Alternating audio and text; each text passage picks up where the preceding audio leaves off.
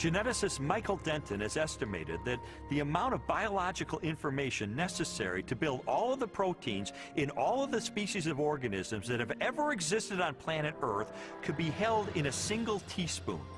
And we'd still have room left over for all of the information contained in every book ever written.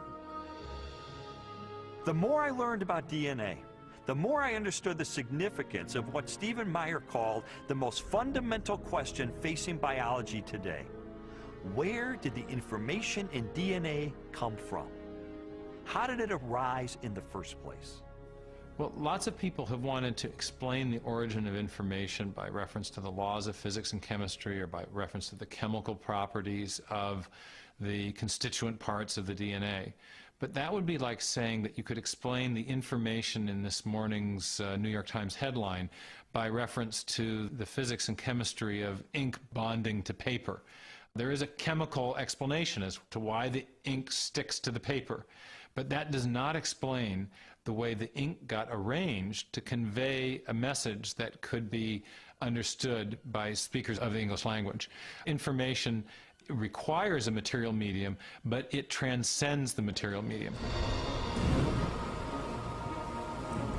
An explanation for the origin of the genetic instructions needed to build the first life is the holy grail of 21st century biology. Theories proposing that this information arose through natural selection acting upon non-living molecules, or the self-organizing power of chemicals in a primordial soup, have repeatedly failed.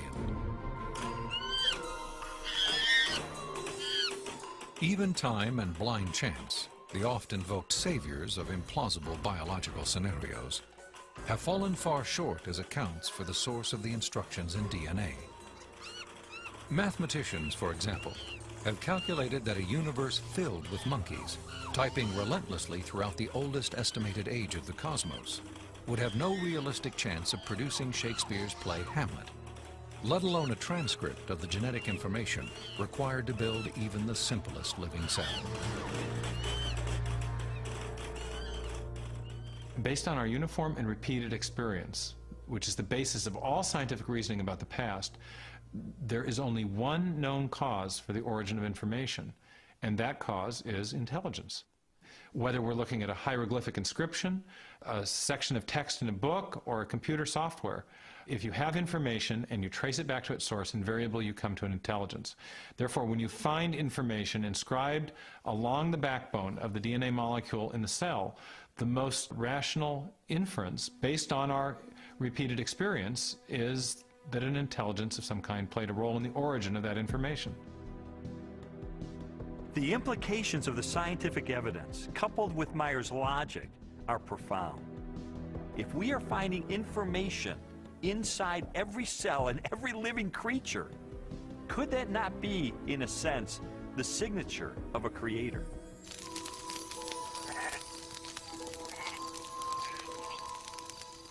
"30 centuries before science unlocked the mysteries of genetic information, or a telescope probed billions of light years into space, the Hebrew shepherd and poet David wrote eloquently of a creator who revealed his existence and power through all that he had made.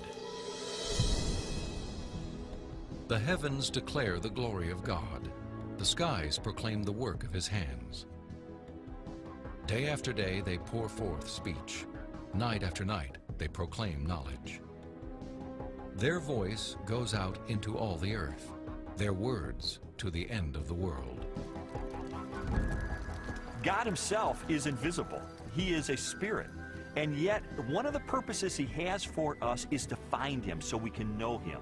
And he's left behind a series of clues.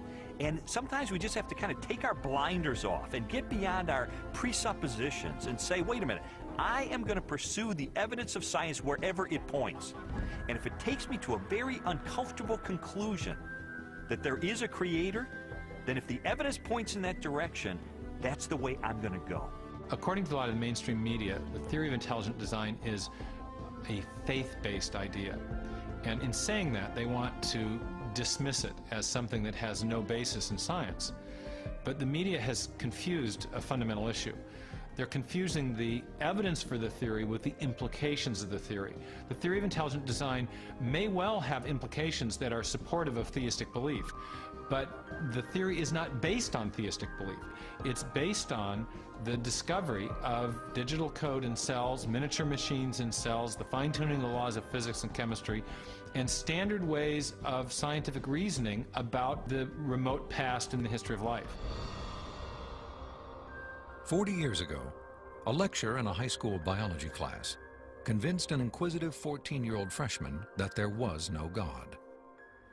Ironically, years later, it was an open-minded investigation of scientific evidence that led Lee Strobel to belief in a creator. One of the most interesting things I've learned as I've gone on this journey of scientific discovery has been that you don't have to commit intellectual suicide to come to the conclusion that there is an intelligent designer. Because today, science is pointing more directly and more powerfully toward a creator than any other time in the history of the world. I was trained in journalism and law to respond to truth. I had to take a step of faith in the same direction that evidence is flowing, which is logical and rational. We do that every day of our life. We make steps of faith based on the evidence that we perceive. And so it was the most logical and rational step I've ever taken to put my faith in the creator that science tells me exists.